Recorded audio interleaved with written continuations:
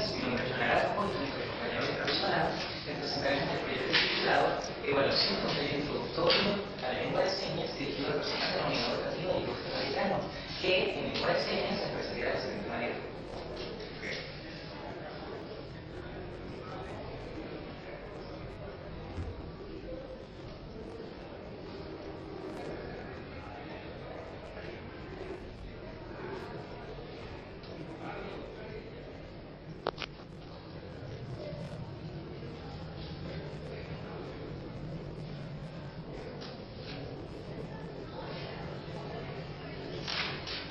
Para empezar, se trae el pensamiento de un escritor portugués que se llamó José Saramago y que dice así: las manos son los libros abiertos, porque hablan cuando se abren o se cierran, cuando acarician o protegen, cuando enjugan una lágrima o cuando disimulan una sonrisa, cuando se posan sobre un hombro o expresan un adiós, cuando trabajan, cuando están quietas, cuando duermen, cuando despiertan.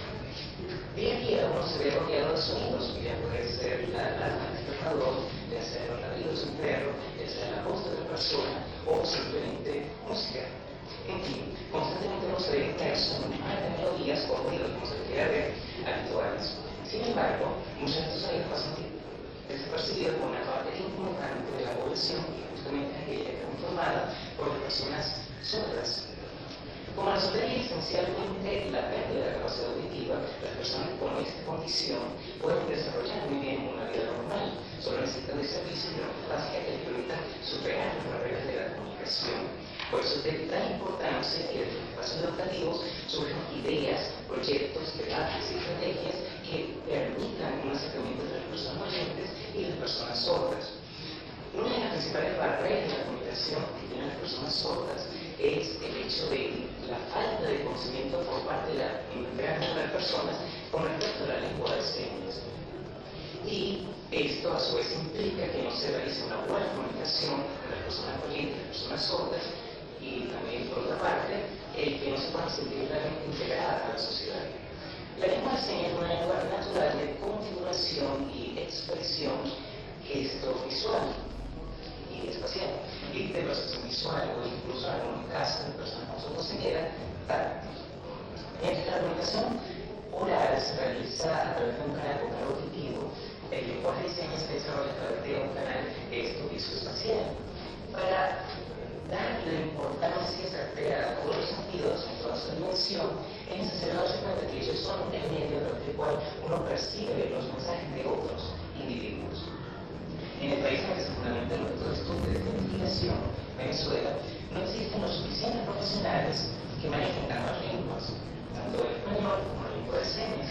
Y también se puede observar que desde las instituciones educativas, ya sean escuelas, liceos o incluso las universidades, no existen la suficiente integración, justamente porque no hay un conocimiento certero de la lengua de señas y tampoco se sabe cómo tratar a la comunidad sorda en general. Por eso se hace necesario la evaluación de la posible inclusión dentro del sistema educativo de un programa que establezca la enseñanza de la lengua de señas como parte de un aprendizaje integral. Y por eso, como una primera medida para encontrar una solución, es la elaboración de una propuesta de su aplicación. Por eso es la aplicación de un taller como introducción a la lengua de señas no solo una idea aceptable, sino factible. Los objetivos de la investigación se pueden dividir en dos etapas bien definidas, una antigua y una más reciente. La antigua estaba connotada, estaba alrededor de la idea de elaborar la propuesta en sí misma, y la más reciente en la de aplicar y evaluar esa propuesta. El primer objetivo general que se tuvo fue de diseñar una propuesta para el taller introductorio de la lengua de señas dirigido tanto a docentes como a alumnos de la Unión Educativa del Grupo Americano. Y como objetivo general más reciente se tuvo justamente el de evaluar la aplicación de un taller introductorio dirigido al personal de la Unión Educativa del Grupo Americano. Porque se cambió la población, porque se hizo un replanteamiento y se convino que era mucho más factible enseñar primeramente al personal del ilustre como tal, porque se tenía la preocupación de que si se enseñaba también a alumnos de la misma edad que los alumnos expositores, no hubiese una intensidad suficiente. Los objetivos específicos del primer objetivo general fueron, en un primer momento, el de determinar los métodos y técnicas para considerar para la elaboración de la propuesta. También se tuvo la elaboración misma de la propuesta y de crear material de apoyo para complementar la enseñanza y el aprendizaje de la lengua de señas. Los objetivos específicos más recientes fueron de crear el material de apoyo complementario, también de determinar la viabilidad del taller de comunicación social para las personas con discapacidad auditiva, el de aplicar en sí mismo el taller y el de evaluar el taller usando los lineamientos del modelo evaluativo de estudio. En Venezuela hay miles de sordos que tienen como primera lengua la lengua de señas, que desde hace más de una década se conoce como lengua de señas venezolana. Y desde el curso de la historia se ha hablado de una integración, pero eso no es necesario porque ya lo estamos. No hay nada que impida la integración de estas personas en la sociedad porque ya están dentro de ella. Lo único necesario en este aspecto sería el reconocimiento de que ya están ahí, y eso se lograría a través de una comunicación que se realizaría a través del lenguaje de señas, y por eso es necesaria su enseñanza. Hay dos antecedentes principales para este trabajo: el trabajo realizado por Martín González en el año 2011 y el realizado por Luque en el 2004. Ambos se iniciaron en la misma universidad, en la Universidad Pedagógica Clemente Libertador. El trabajo de Martín González se enfocó principalmente en la capacitación de docentes del Instituto Pedagógico de Caracas, y su tipo de investigación fue el de proyectos factibles. Aparte, entonces se diseñó un programa introductorio en lengua de señas y se pudo realizar ese estudio. El otro trabajo de Luque del año 2004 se enfocó en la creación de un ambiente idóneo para la enseñanza y el aprendizaje de la lengua de señas. En lo que respecta a la reseña histórica, las primeras menciones de una comunidad de sordos que tuviesen un lenguaje de señas propio en Venezuela se remonta a la década de 1930, que coincide justamente con la apertura del primer colegio que recogió a niños con deficiencias auditivas, que fue el Instituto Venezolano de Ciegos y Sordomudos, que en un primer momento tuvo su establecimiento en Caracas. Lo básico, el código desarrollado por los niños y la lengua de señas española que ya manejaban los profesores de ese instituto, de alguna manera se pudo mezclar para dar un primer origen a la lengua de señas venezolana. Luego llegó al arquero urbano y transformó toda la lengua de señas, y por eso muchos sordos le dan el título de haber sido el verdadero creador de la lengua de señas. La lengua de señas es una lengua natural, de producción gestual y de proceso visual, que tiene una gramática definida y distinta de las lenguas orales con las que pueda cohabitar. Esto da pie a una situación específica que puede plantear como una hipótesis. Pero hay que decir antes que la lengua de señas usa también lo que se llama el alfabeto manual o filológico para dar nombres propios o técnicos de alguna materia. Ahora bien, la situación que se puede derivar justamente de que la lengua de señas tenga una línea de desarrollo totalmente distinta a la lengua oral es que en una misma área se podría dar que hay distintas lenguas orales, sin embargo puede haber una única lengua de señas en común. Los estudios realizados en base a la lengua de señas han apuntado, han indicado que esta tiene una complejidad similar a las lenguas orales, y eso se basa en unas ciertas características. La primera es que tiene una sintaxis con sigue los lineamientos generales de una lengua oral, es decir, se mantiene un orden específico para formar las oraciones. También se da que el desarrollo del aprendizaje que puede tener una persona en sus primeros años al ser sorda o al ser oyente aprendiendo lengua de señas es un proceso similar y paralelo al que se puede dar cuando se le enseña a un niño desde pequeño una lengua oral. Y la otra característica es que también se dan comunidades hablantes estables que usan la lengua de señas y que hay variaciones según la región en que uno se encuentra. ¿Qué pasa? Dentro de la gramática también, la lengua de señas se puede dividir entre una gramática básica y una gramática compleja. La gramática básica da una sintaxis de tener primero un tiempo, luego dar el par, luego dar el personaje y terminando con la acción. Por eso te podría decir una oración en la que dijese: Ricardo estaba en el patio de su casa ayer sentado. Y para producir esa lengua de señas, dada una manera oralógica, tendría que decir primero el tiempo, es decir, ayer, casa, patio, Ricardo, sentado. Y por otra parte, la comunicación entre las personas oyentes generalmente se realiza a través de una manera oral o de una manera escrita. Sin embargo, cuando se referimos a las personas sordas, se utilizan diversos medios. Se puede utilizar los dibujos, que sería la manera más sencilla de establecer una comunicación, y más aún si no se conoce la lengua de señas, también se puede utilizar la forma oral, que se puede dar, dado que la discapacidad auditiva no es solamente la pérdida de la audición, y eso no necesariamente implica que no pueda hablar, sino que no sabe hacerlo. Y por muchos años tuvo el objetivo justamente de oralizar a las personas, o sea, enseñarlas de alguna manera a hablar. Otra manera que se puede utilizar justamente más que es la lengua de señas en sí misma, y también se puede dar, por otra parte, una manera combinada, que es utilizar la lengua de señas y al mismo tiempo utilizar la voz, y también la manera escrita, que para esos casos tendrían que ser personas que pasaron a través de un proceso educativo específico para poder enseñarles a leer.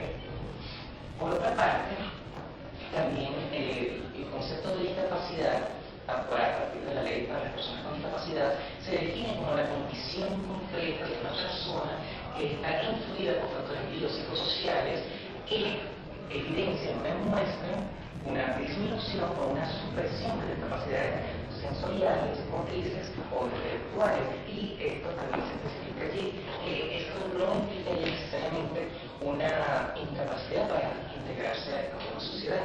El concepto de discapacidad auditiva, por otra parte, se define como la pérdida parcial o total de la percepción auditiva. Esto se hace énfasis en que pueden dividirse varios tipos o niveles de sordera. El que se presenta una sordera parcial sería el concepto de la hipoacusia, y el concepto de una pérdida total de la audición sería el de la hiposis. Hay diversas causas para la sordera, puede ser un traumatismo, puede ser una enfermedad, puede ser también a partir de una exposición larga o un ruido muy intenso, o puede ser también por el consumo de medicamentos que determinar el objetivo. Por otra parte, también se fundamenta en una afirmación muy interesante que da pie justamente al concepto de la cultura sorda. Y esa afirmación dice que si una persona tiene una lengua, tiene automáticamente una cultura, pero el hecho no se podría hacer al revés, no se podría tener varias culturas sin tener al mismo una lengua. Entonces, un aspecto relevante de la cultura sorda se fundamenta justamente en la educación, dado que la persona sorda tiene un primer conocimiento de toda esa cultura que se ha formado a través del desarrollo de los años y las generaciones, y también tiene un contacto con sus iguales. También en el caso de los padres y las emociones, y con las personas con discapacidad. De la Constitución se establecieron artículos. El primero es el artículo 103, que hace referencia a que toda persona tiene derecho y acceso, debería tener acceso a una educación de calidad, permanente y en igualdad de condiciones. Y dentro de ese mismo artículo se dice que la ley garantizará que se dé el mismo trato a las personas con necesidades especiales con discapacidad, y entonces se puede deducir que toda persona necesita ser educada, y que en el caso de personas con discapacidad auditiva también deberían serlo, pero para que se pueda lograr eso se necesita que los docentes tengan los conocimientos para poder satisfacer las necesidades de las personas con la sorda. Y el otro artículo relevante de la Constitución es el artículo 9, que hace referencia a que el idioma oficial de toda la República es el castellano. También se reconoce en ese artículo que los idiomas indígenas pueden ser perfectamente usados por pueblos indígenas, que deben ser respetados a nivel nacional por ser patrimonio cultural de la nación y por ser patrimonio de la humanidad. Es entonces cuando se puede poner a pensar que, como la lengua de señas es una lengua autóctona y que se ha desarrollado a través de distintas generaciones, ¿por qué no se puede considerar que ella también es parte del patrimonio cultural de la nación, y por qué no se incluye también en este artículo 9? Pero esto tiene relación con el artículo 81 de la Constitución, donde sí se menciona directamente a las personas con discapacidad y se dice que tienen el derecho al ejercicio pleno de sus capacidades y de una integración familiar, y también se explica que el Estado tiene que garantizar una igualdad de oportunidades y también el acceso a un empleo de acuerdo a sus condiciones. Es entonces cuando uno puede hacer referencia, también en ese artículo se menciona que se reconoce el uso de la lengua de señas como de manera oficial para las personas sordas o mudas. Entonces, volviendo a relacionar con el artículo 9, uno podría decir que una defensa, en el caso del gobierno, podría ser que como se decía yo coloqué en el artículo 81, estoy reconociendo ese uso de la lengua de señas, ¿por qué colocarlo en el artículo 9? ¿Por qué? Porque esto sería justamente lo que nos pregunta al principio, que hay que reconocer que ellos forman parte de la sociedad y al colocarlo en un patrimonio cultural, quizás todo adquiriría un sentido de seriedad aún más intenso y así se podrían empezar a tomar las medidas necesarias. Por otra parte, en el capítulo 3, el diseño de la investigación se considera de tipo factible.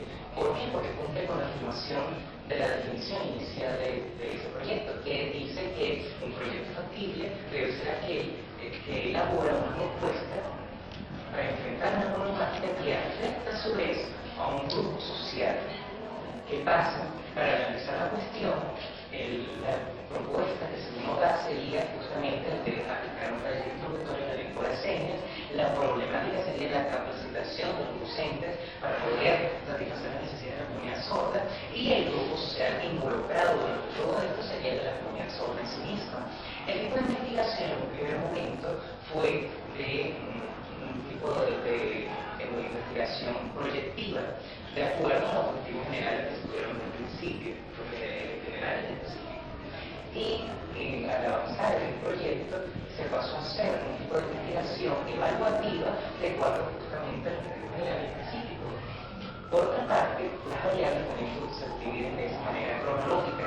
Las variables que en un primer lugar eran la documentación infográfica, era la lengua de señas en sí misma, la discapacidad auditiva, la integración a la sociedad, la comunicación oyente y sordo, y la elaboración misma de la propuesta. Sin embargo, las variables cambian y pasaron a ser la difusión de material complementario para la enseñanza y la aprendizaje de la lengua de señas, también la comprensión de los contenidos, también en las actividades prácticas, el espacio de trabajo de los participantes del taller y la evaluación misma del taller, que se dividía en 4 partes, de acuerdo justamente a la organización del modelo educativo de estudio, que lo divide en la evaluación del contexto, la evaluación del insumo, la del proceso y la del producto.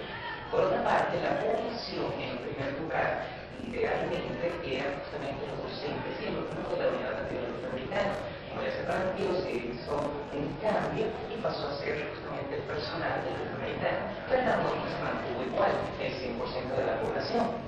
Por otra parte, las técnicas instrumentos para la recolección de datos en un primer momento fueron el de la observación del participante y la recolección de datos sería en formato gestionario.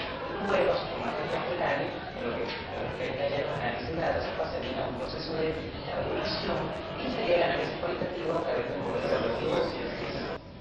Con esta frase, entonces, como vamos a ver en nuestro capítulo 4, la evaluación de la implementación. Y es que para no poder evaluar algo, necesita una serie de procedimientos que hay que seguir para poder llegar a nuestro objetivo, a nuestros resultados.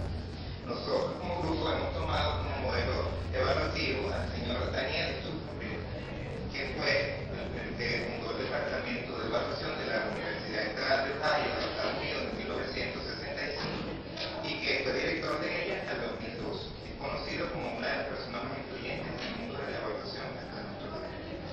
Él decía o definía la evaluación como el proceso mediante el cual la persona evaluadora obtiene datos, obtiene comprensión del material y que aporta a la persona que se está evaluando con el propósito de que mejore sus metas y mejore la calidad de su investigación, y es calificada cualitativamente o cuantitativamente. Él pasó entonces a describir qué procesos hay que seguir nosotros para poder llegar a la evaluación de algún proceso.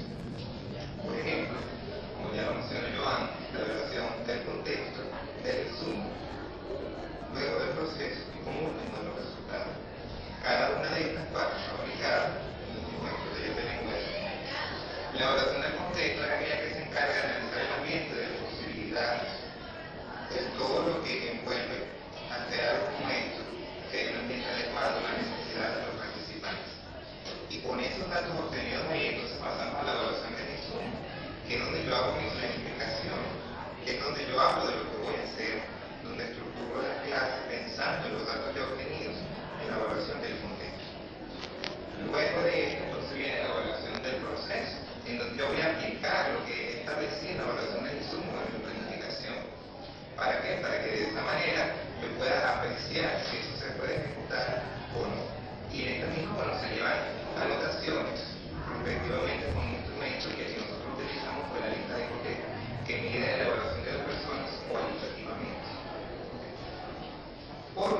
tiene la evaluación de los resultados, es donde yo puedo comparar el hecho de que lo que establecí en la evaluación del insumo en mi planificación se cumplió o no.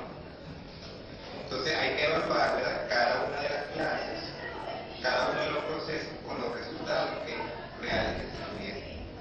De esta manera, el investigador o el evaluador puede determinar si finalizar, cambiar o modificar su tipo de evaluación, su currículo que está aplicando en este momento. Okay.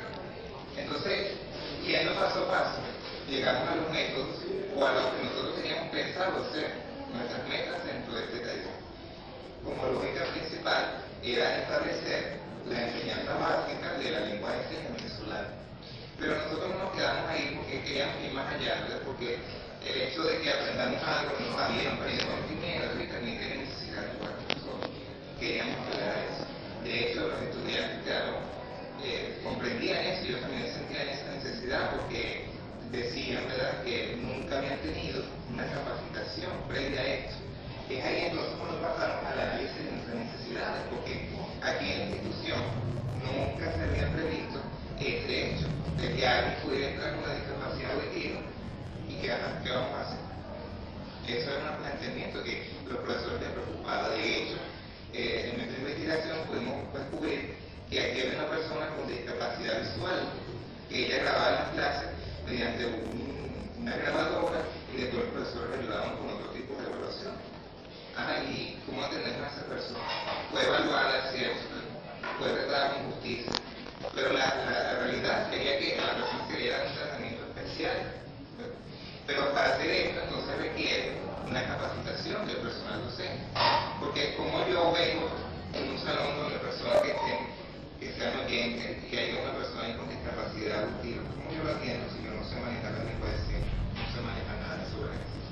Precisamente eso era lo que se quería lograr. Las personas del curso no salieron expertas en lengua de señas, pero sí saben ya entablar una conversación. ¿Por qué? Porque lo han demostrado. De hecho, eso lo vamos a mencionar más adelante. Pero la cuestión de todo esto es que en base a la necesidad, entonces uno quería actuar para lograr un objetivo. Ahora, la selección de los participantes, ¿cómo se llevó esto a cabo? Bueno, como no se excluyó a nadie, se pasó una convocatoria general que se entregó en el departamento de control de estudios y en la dirección, en donde la persona tenía una carpeta, en un lugar de la carpeta tenía unas notas, y en este lado tenía una hoja como líneas, un plan, para anotar su nombre y su cédula. Pero en las notas especificaba que la persona que firmara se tenía que comprometer a realizar los 5 días de clase. Y que por eso era necesario que analizara las circunstancias, como lo pueden ver ahí. De hecho, ahí se especificaba el día y la hora de la persona que firmara, porque obviamente tenía las circunstancias idóneas para eso. En base a que se seleccionó ese horario, que fue algo bien determinante dentro de nuestra investigación, en base a los criterios del especialista. ¿Por qué? Porque ella en su propio ejercicio de actividad en la UPEL, ¿verdad?, disponía solamente de los días lunes en las tardes, a las 3 de la tarde. ¿Para qué? Para no poder ser ningún otro día. Y el tiempo de duración se sometió, a la opinión del director, quien alegó que no podía pasar de los 120 minutos de la hora de clase por las cuestiones de distribución de la tarde. Ahora, el plan de acción. Ya entramos entonces en la clase central. En la primera clase se le dio una hoja, bueno, la repito, una hoja a la persona donde se le daba, no sé si lo han visto, se le daba la bienvenida al curso y especificaba los objetivos que iba a haber de acuerdo a cada clase. Se explicó que eso era un propósito de parte de darle la bienvenida, de que cada uno de ellos investigara acerca del tema seleccionado. Es decir, si para el día número 2 de clase teníamos que hablar de la gramática de la lengua de señas, que ellos en su investigación podrían buscar información para que hubiera un feedback, un intercambio ahí de comunicación. Y de esa manera hacer la clase más entretenida. Se explicó también que la asistencia era fundamental en cada una de las clases, porque en base a ella se determinaría realmente el éxito o no de las clases. El hecho también se dieron algunos anuncios como el procedimiento, se explicó que iba a ser una parte teórica que iba a ser llevada por nosotros los alumnos expositores y la parte práctica que iba a ser llevada por especialistas, en donde ella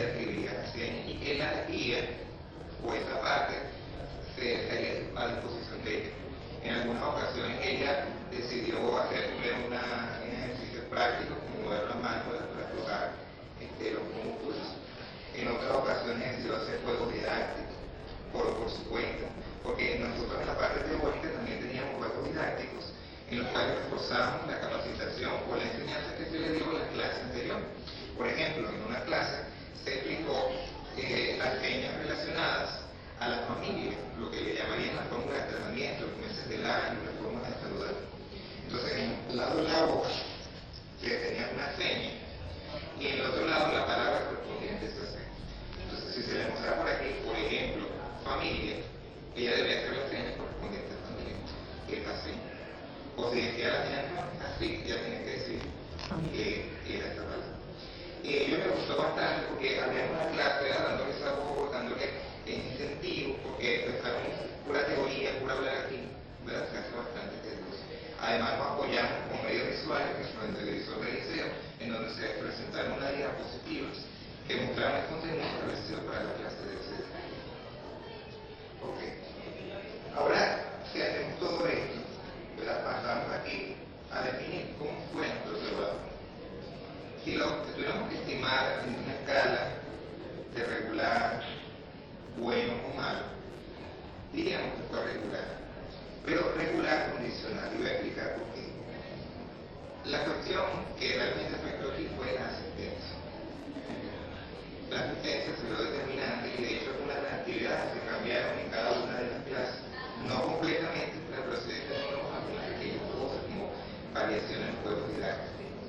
Pero digo que es condicional porque si se arreglara esa situación, entonces sí tendría una efectividad completamente. Lo que pasa es que, bueno, como ya expliqué, estamos limitados por el tiempo que había establecido la especialista.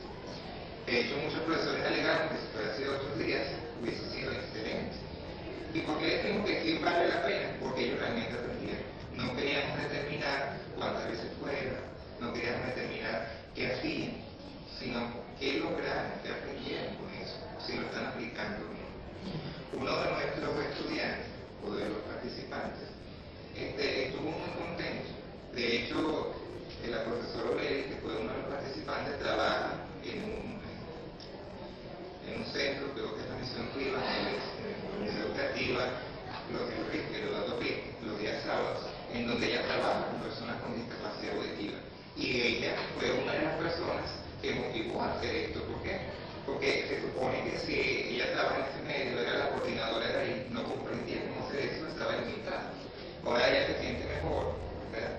Tiene más comunicación con las personas. Entonces eso nos ayuda a nosotros a comprender que realmente se tuvo una efectividad. Claro, hay que determinar cosas como el hecho de que los lunes a las 3 de la tarde había profesores que estaban terminando sus actividades regulares en el liceo, entonces salían corriendo a la clase. Pero sí se llevó de manera correcta. Además de eso, bueno, se utilizó instrumentos como la pizarra, se utilizaron también diapositivas. En la última clase, para finalizar, tuvimos que hacer una reestructuración. ¿Por qué? Porque precisamente por falta de la asistencia, se tuvo que plantear una siguiente clase, una sexta clase, que no estaba comprendida dentro del plan dentro de la planificación, por el hecho de la asistencia. Entonces, en esa clase se hizo el cierre, en donde se interpretó una canción, se tradujo a lengua de señas, se colocó la música y luego, con la ayuda del especialista, los participantes junto a nosotros, entonces realizamos la canción y dimos la actividad a cada uno de nosotros.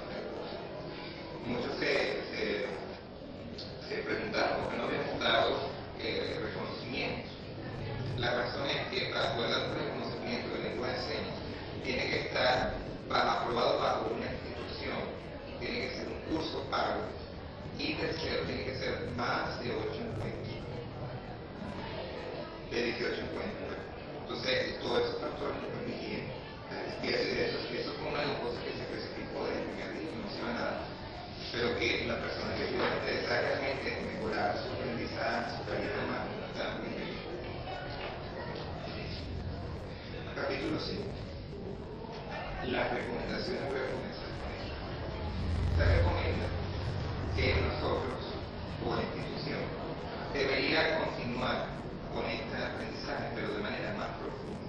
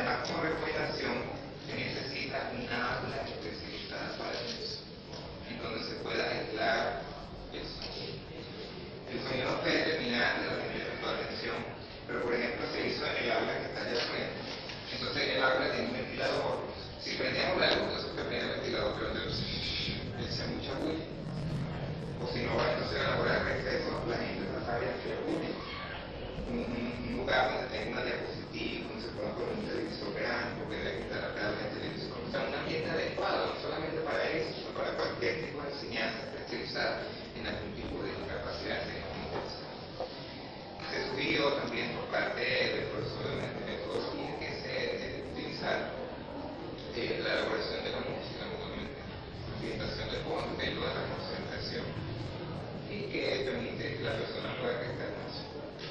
Ahora, en conclusión, cuando nosotros no comprendemos algo, a veces tenemos que ser sinceros en eso.